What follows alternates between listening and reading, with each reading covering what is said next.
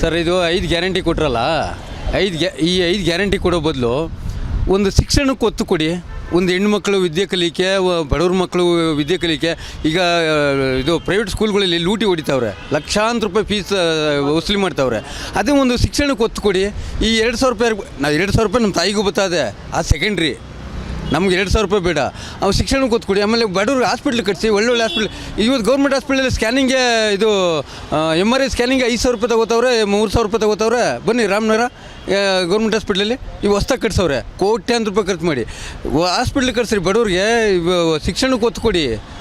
ಅದು ಬಿಟ್ಬಿಟ್ಟು 2,000 ರೂಪಾಯಿ ಕೊಟ್ಬಿಟ್ಟು ಅದು ಒಂದು ತಿಂಗಳು ಹಾಕ್ತೀರಾ, ಒಂದು ತಿಂಗಳು ಹಾಕಲ್ಲ. ಇವೆಲ್ಲ ಏನಕ್ಕೆ ಬೇಕು? ಕೆಲವರು ಬರ್ತಾರೆ, ಕೆಲವ್ರು ಬರ್ತಾ ಇಲ್ಲ. ಖುಷಿ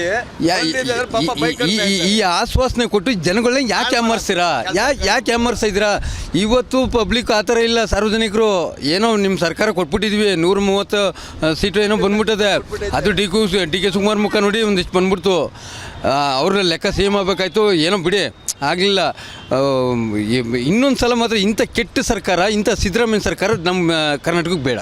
ಈಗ ಹತ್ರದಲ್ಲಿ ಎಲೆಕ್ಷನ್ ಇದೆ, ಲೋಕಲ್ ಸೆಂಟ್ರಲ್ದು. ಅಲ್ಲಿ ಯಾರು ಬರಬೇಕು ಅಂತ? ಅಲ್ಲಿ ಮೋದಿ ಸರ್ಕಾರ ಬರಬೇಕು. ಹೋದ ಸಲ 27 ಹೊಡೆದಿದ್ರು, ಈ ಸಲ 28 ಹೊಡಿತಾರೆ ಕರ್ನಾಟಕ.